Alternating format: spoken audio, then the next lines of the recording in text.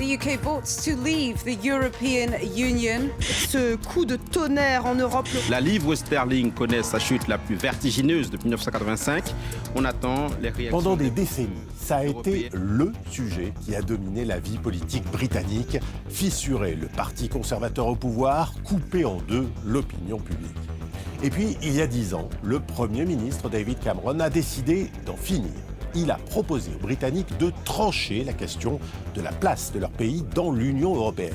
C'est l'heure d'un référendum, un exercice rarissime en Grande-Bretagne. Cameron est persuadé que l'idée d'un Brexit va effrayer ses concitoyens, notamment sur le plan économique, et il pense l'emporter sans difficulté. Whenever we turn our back on Europe, sooner or later we come to regret it. Mais au fur et à mesure que le scrutin approche, les sondages se resserrent et le soir du vote, le 23 juin 2016, le résultat bascule, le leave, le divorce, s'impose de justesse. Un peu moins de 52% des voix. La majorité de l'Angleterre, hormis Londres, et du Pays de Galles a voté pour le Brexit. L'Écosse et l'Irlande du Nord ont voté contre. David Cameron, désavoué, démissionne. 10 ans plus tard, une question demeure. Le Brexit a-t-il vraiment marché pour le Royaume-Uni ?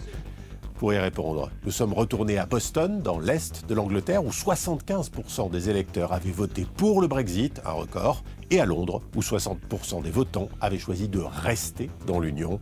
Billet retour sur le Brexit, c'est un reportage de Clovis Casali et Aurore Dupuis.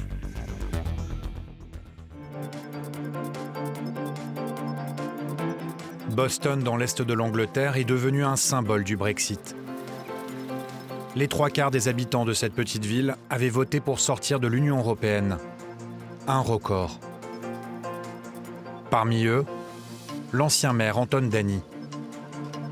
Il partage la frustration de beaucoup de ses amis anglais. Vous pensez quoi des politiciens et de toutes leurs promesses pendant la campagne du Brexit ?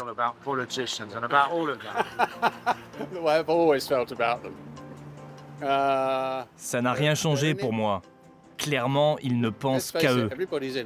Beaucoup de gens qui ont voté pour le Brexit savaient très bien que les promesses étaient des mensonges, mais on a voté pour le Brexit car on voulait reprendre le contrôle. C'est ça, sauf qu'on n'a jamais repris le contrôle.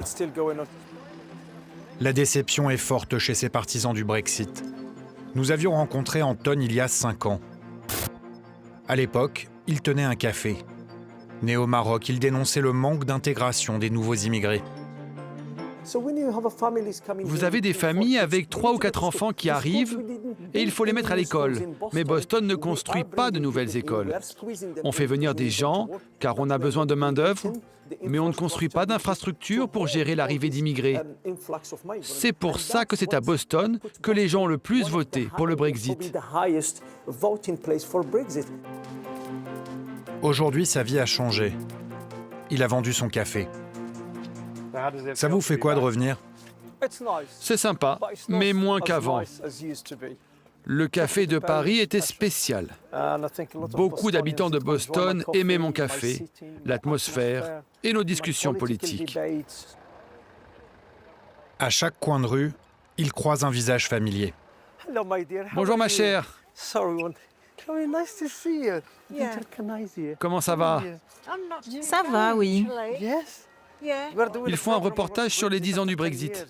Ah oui ? Beaucoup de gens disent que ça n'a rien amélioré, mais je dirais que c'est pire. Ah oui. Et c'est dommage. Qu'est-ce qui est dommage, madame ? Maintenant, il n'y a plus grand-chose à faire. Ici, un enfant sur 3 vit sous le seuil de pauvreté. Une ville en déclin économique depuis des décennies et le Brexit n'a pas aidé. Là, le panneau à louer, c'était un magasin avec une petite poste à l'intérieur. Et ce bâtiment-là, c'était une grande poste qui a fermé après le Brexit. C'est triste de voir des magasins remplacés par toutes ces boutiques caritatives.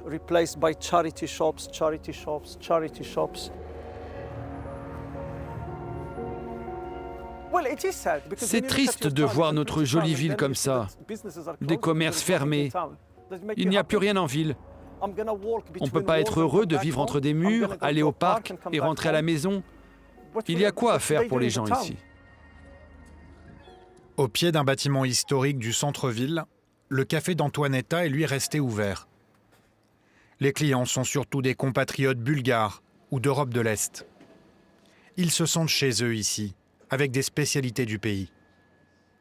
À Boston, le taux d'immigration, notamment d'Europe de l'Est, est élevé depuis des années. La famille est arrivée juste avant le référendum sur le Brexit. Avant le Brexit, il y avait beaucoup de gens qui venaient en Angleterre pour travailler et gagner de l'argent. Tout était plus simple. Il y avait plus de liberté et de tolérance. Maintenant, c'est dur de trouver un travail et on nous juge sur notre apparence. À l'arrière du café, les clients peuvent transférer de l'argent à l'étranger. Cette année a été la pire car beaucoup de gens sont partis à cause de la fermeture de toutes ces usines et agences d'intérim. Ceux qui restent trouvent 1 ou 2 jours de travail par semaine. Alors ils n'arrivent plus à payer leur loyer. Ils prennent un billet d'avion et rentrent au pays. Tant d'usines ont fermé. Comme ses cousines, Gergana a grandi au Royaume-Uni. Pourtant, cette étudiante envisage de partir à l'étranger. Je devrais peut-être essayer de vivre dans une autre ville. Peut-être que Boston ou le Lincolnshire ne sont pas faits pour moi. J'ai l'impression de suffoquer ici. Il y a beaucoup de racisme. J'ai subi beaucoup de racisme à l'école. Au lycée, ça va, parce que les Anglais sont plus ouverts d'esprit. Le Brexit a conduit au départ de nombreux Européens. En 2025, selon les autorités, 118 000 ressortissants de l'Union ont quitté le Royaume-Uni et seulement 76 000 sont venus s'installer. En revanche, plus de 600 000 non-européens sont eux arrivés dans le pays. Certains travaillent dans des exploitations comme celle de Nick, à 1 heure de Boston. Il a grandi dans cette campagne anglaise avec des champs à perte de vue. Les Allprey sont agriculteurs depuis 4 générations. C'est fou de se dire que la moitié des agriculteurs, voire 60%, auraient voté pour le Brexit. Beaucoup de mes amis pensaient que le Brexit était la meilleure chose au monde, qu'on devait être seul maître de notre destin. Je me disputais assez fort avec eux. Et maintenant, vous savez, je ne vois plus certains de ces amis. C'est assez triste.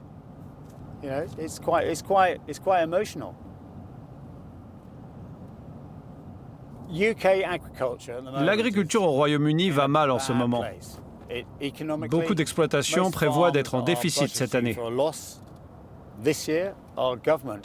Notre gouvernement a coupé la plupart des subventions qu'on recevait avant, quand on était dans l'Europe. Ils avaient dit qu'ils les remplaceraient par de nouvelles aides britanniques. Mais au final, nos subventions ont baissé de 80%. Son exploitation est spécialisée dans les poireaux. Nick emploie 130 personnes, dont ce laiton. Ça fait combien de temps que tu es chez nous? 16 ans. C'était mon premier travail. Un profil devenu rare, car les Européens sont remplacés. Les Kenyans sont incroyables, très religieux, très travailleurs, très polis. Les Anglais ne veulent pas faire ces tâches, c'est clair. C'est fini ce temps-là. On leur verse le salaire minimum, pareil que pour un travailleur anglais. Donc c'est environ 400 livres par semaine, minimum. On a eu des travailleurs d'Ouzbékistan, du Kazakhstan, de tous ces pays-là qui bordent la Russie et la Chine. Ils sont très différents des Kenyans. Mais c'est dommage de ne plus pouvoir employer des Européens, comme on le faisait avant. Londres a conclu des accords de visa avec des pays non européens pour pallier le manque de main-d'œuvre. Ces Kenyans sont étudiants en agriculture et recrutés par une agence pour travailler 6 mois en Angleterre.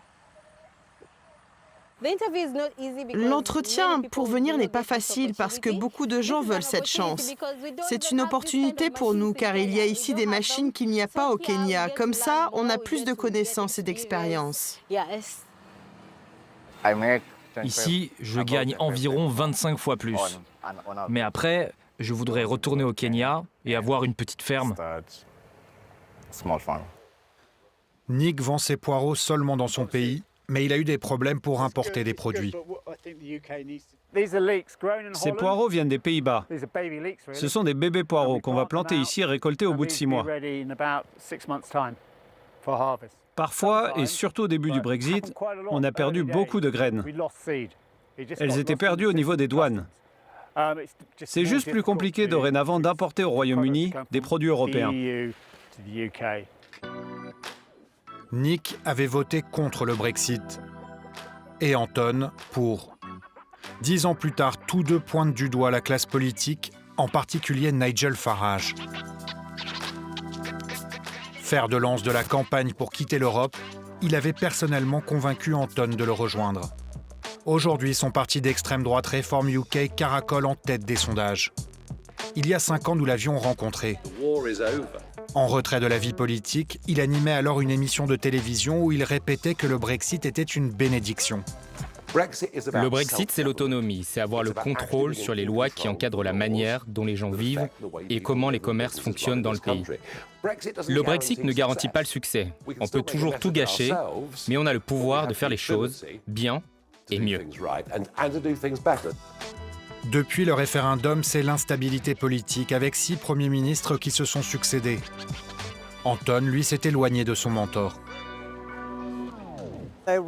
Je regrette d'avoir fait confiance à Nigel Farage parce que j'appartenais à son ancien parti UKIP.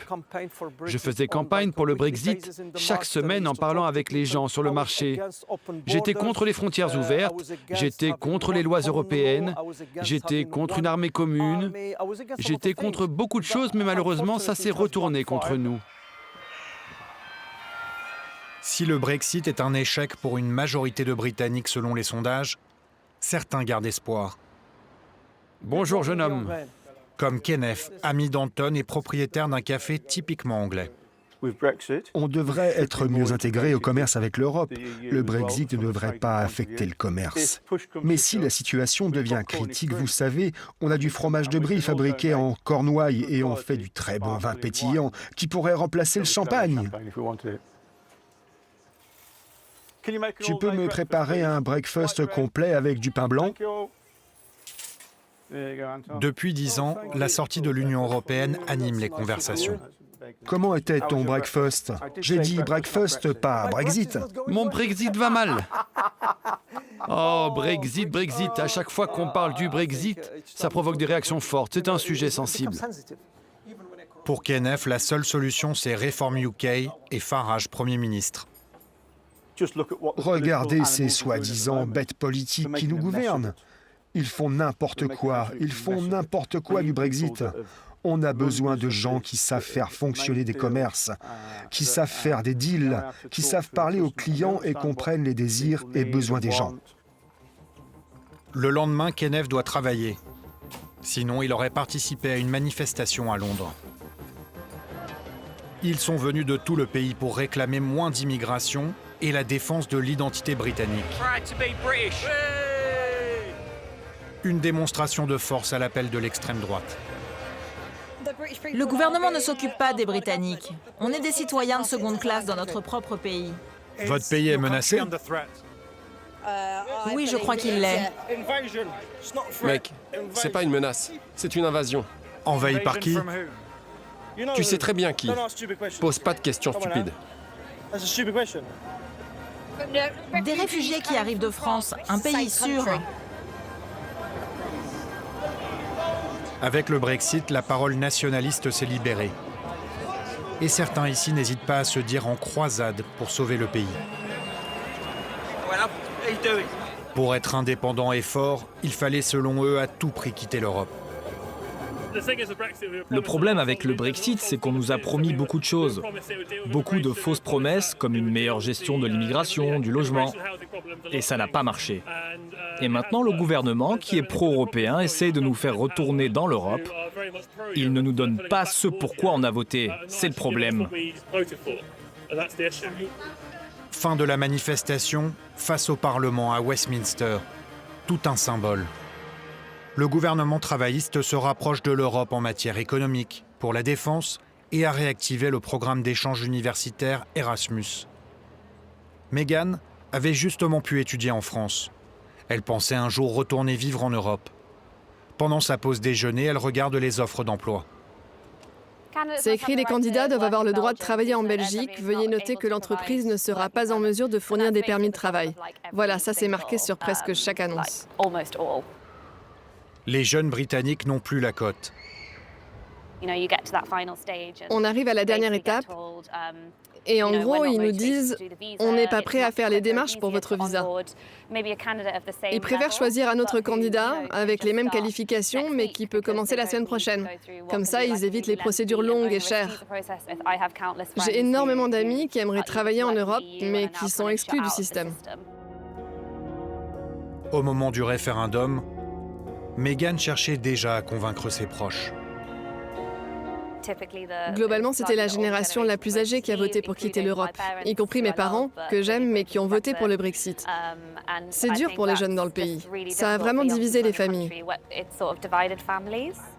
J'ai le sentiment qu'on a tous tiré la sonnette d'alarme pour leur dire « Attention, ça va avoir un énorme impact pour tout le monde, économiquement et socialement, surtout pour les générations futures. » Mais personne ne nous a écoutés et maintenant, on doit vivre avec les conséquences. Si certains plaident pour un rapprochement avec l'Europe, d'autres affirment que ce serait trahir le vote du peuple. 10 ans après le Brexit, le Royaume-Uni cherche à tourner la page et à avancer. Difficile pour ce pays fracturé.